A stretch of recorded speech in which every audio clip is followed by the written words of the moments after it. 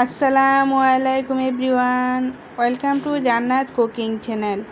আজকে আমি আপনাদের সাথে শেয়ার করব খুবই মজাদার একটি পিঠা রেসিপি। এই পিঠাটি পছন্দ করে না এরকম মানুষ খুঁজে পাওয়া যাবে না আমার মনে হয়।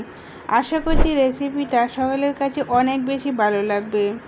এই পিঠাটি তৈরি করার জন্য প্রথমে ডো তৈরি করে নেব। ডো তৈরি করার জন্য চুলায় একটি প্যান বসিয়ে দিয়েছি 1.5 কাপ পানি। আর চুলার আঁচটা মিডিয়ামে রেখে দিয়েছি হাফ চামচ হলুদের গুঁড়া। এখন দিয়ে দিচ্ছি 1 চামচ লবণ।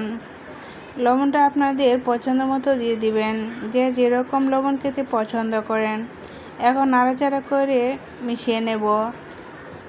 যতক্ষণ পর্যন্ত পানিটা বলক না আসে ততক্ষণ পর্যন্ত জাল করে নিতে হবে।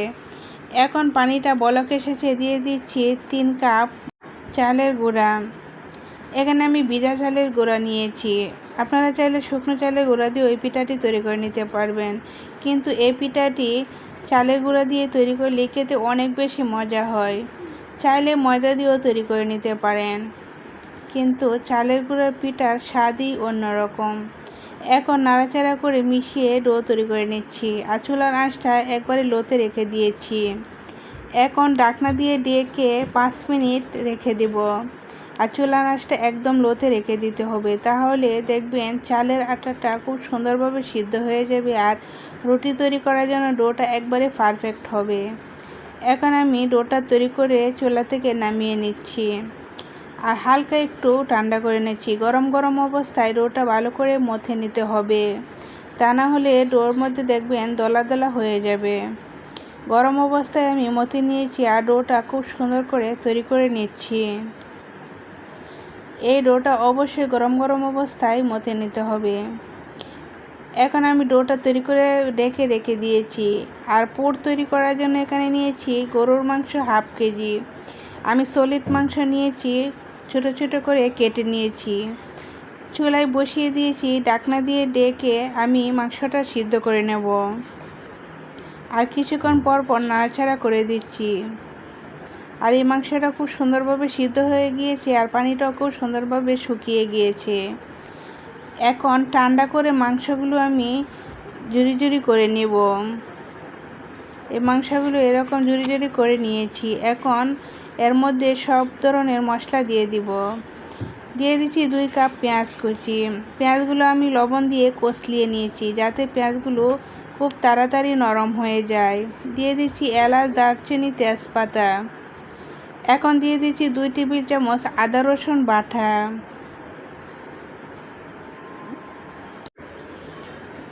দিয়ে দিচ্ছি গরম মশলা 1 টেবিল চামচ। দিয়ে দিচ্ছি হলুদের গুঁড়া হাফ চামচ লবণ। আর এখানে দিয়ে দিচ্ছি 1 চামচ মরিচের গুঁড়া, 1 চামচ ধনিয়া গুঁড়া, হাফ চামচ জিরা গুঁড়া আর 2 টেবিল চামচ কাঁচামরিচ কুচি। জালটা আপনারা যেরকম পছন্দ করেন ওই রকম দিয়ে দিবেন। এখানে দিয়ে দিচ্ছি 1/4 কাপ রান্না করা রেগুলার তেল। এখন সবগুলো মশলায় আমি মাংসের সাথে খুব সুন্দর করে মিশিয়ে নেব। মিশানোটা খুব সুন্দর করে নিতে হবে। আপনারা লবণটা একটু বুঝে দিবেন। লবণ বেশি পরিমাণে হয়ে গেলে এই পিঠাটি খেতে ভালো লাগবে না। পুর যদি লবণাক্ত লাগে তাহলে পিঠা খেতে ভালো লাগে না। ঢাকনা দিয়ে ঢেকে চুলার আঁচ মিডিয়াম টু লোতে রেখে আমি এই পুরটা রান্না করে নেব। আর কিছুক্ষণ পর পর নাড়াচাড়া করে দিতে হবে, যাতে নিচ দিয়ে লেগে না যায়।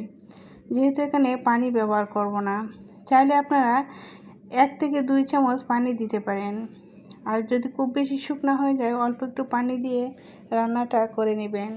এখন আমি পুরটা রান্না করে চুলা থেকে নামিয়ে নিচ্ছি। আর পিঠা তৈরি করার জন্য পুরটা অবশ্যই ঠান্ডা করে নিতে হবে। এখন পুরটা আমি সাইড করে রেখে দিয়েছি। আর পিঠার ডো থেকে অল্প একটু ডো হাতে নিয়ে আমি ময়দা দিয়ে রুটি তৈরি করে নিচ্ছি।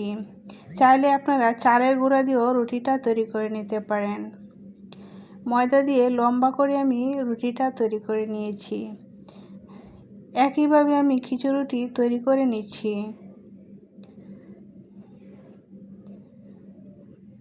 এখন এই রুটির মধ্যে আমি লম্বালম্বি করে পুর দিয়ে দিচ্ছি। আপনারা যেরকম পুর দিতে চান, কম অথবা বেশি, ওইভাবে দিয়ে রুটির মুখটা সিল করে দিবেন। দেখলেই বুঝতে পারবেন। মুখটা সিল করে এখন নাইফের সাহায্যে আমি কেটে নিচ্ছি অসমান অংশটুকু কেটে হাতে চেপে চেপে সেট করে দিতে হবে, যাতে ভাজার সময় খুলে না আসে। আর দেখার সৌন্দর্যের জন্য আমি মুখটা এরকম ডিজাইন করে নিচ্ছি।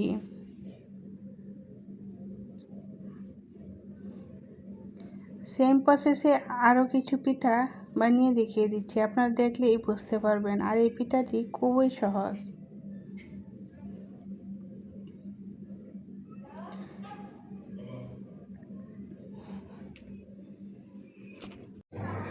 একইভাবে সবগুলো পিঠা আমি তৈরি করে নেব। আপনারা দেখলেই বুঝতে পারবেন এই পিঠাটি তৈরি করা একবারেই সহজ। যে পিঠা না বানাতে পারে সেও বানাতে পারবে।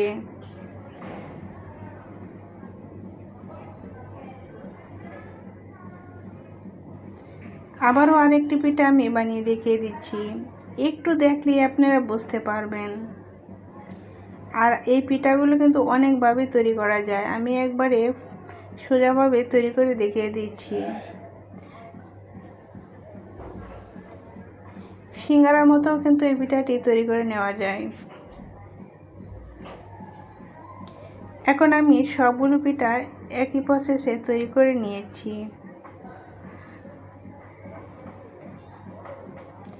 অনেকগুলো পিঠা আমি একসাথে তৈরি করে নিয়েছি। একটা প্যানের মধ্যে রেখে ঢাকনা দিয়ে ঢেকে রেখে দেব। ভাজার সময় দেখবেন বাতাস লেগে গেলে পিঠাগুলো ফেটে ফেটে যাবে। ঢাকনা দিয়ে ঢেকে পিঠাগুলো সাইড করে রেখে দিয়েছি। আর কিছু পিঠা ভেজে নিচ্ছি। চুলায় একটি প্যান বসিয়ে দিয়েছি, পর্যাপ্ত পরিমাণ তেল দিয়ে আমি এখানে অল্প পিঠা দিয়ে ভেজে নেব। আর চুলার আঁচটা মিডিয়াম টু লোতে রেখে দিয়েছি। খুব বেশি পিঠা একসাথে দিতে যাবেন না, তাহলে দেখবেন পিঠাগুলো ভেঙে যাবে ভাজার সময়। অল্প অল্প পিঠা দিয়ে খুব সুন্দর করে ভেজে নিতে হবে। আর কাঁচা অবস্থায় পিঠাগুলো উলটপালট করা যাবে না। এক পিঠ দিয়ে হালকা হয়ে যাওয়ার পর পিঠাগুলো উল্টিয়ে দিতে হবে, তাহলে পিঠাগুলো খুব সুন্দর করে ভাজা হবে। আর পিঠাগুলো মুচমুচে করে চুলার আঁচটা কমিয়ে মুচমুচে করে ভেজে নিতে হবে, তাহলে পিঠাগুলো খেতে অনেক ভালো লাগে। এই পিঠাগুলো অবশ্যই মুচমুচে করে ভেজে নিতে হবে। আর বয়স্ক মানুষরা যদি মুচমুচে করে খেতে না পারে, তাহলে হালকা মুচমুচে করে রেখে দিলেই খেতে পারবে। আর এই পিঠাগুলো ছোট বড় সকলেই কিন্তু অনেক বেশি পছন্দ করে। আমার মনে হয় আপনারা সকলেই কিন্তু এই পিঠাটি তৈরি করতে জানেন। সেম প্রসেসে আরও কিছু পিঠা ভেজে নিচ্ছি। আশা করছি আমার এই সহজ রেসিপিটা আপনাদের কাছে অনেক বেশি ভালো লেগেছে। রেসিপিটা ভালো লেগে থাকলে একটা লাইক দিতে ভুলবেন না। আপনি যদি আমার চ্যানেলে নতুন হয়ে থাকেন, তাহলে সাবস্ক্রাইব করে আমার চ্যানেলের পাশেই থাকবেন। আর পেজ থেকে দেখে থাকলে পেজটা ফলো করে রাখবেন। আমি একটা পিঠা আপনাদেরকে দেখিয়ে দিচ্ছি, দেখেন পিঠাগুলো কত সুন্দর হয়েছে। চারপাশে পিঠার কালারও খুব সুন্দর এসেছে। এভাবে পিঠা ভেজে নিলে সবগুলো পিঠা আপনার খুবই সুন্দর হবে। এভাবে কিন্তু পুর তৈরি করে আপনারা যে কোনো সময় পিঠা তৈরি করে নিতে পারেন। আজ এ পর্যন্তই। আল্লাহ হাফেজ।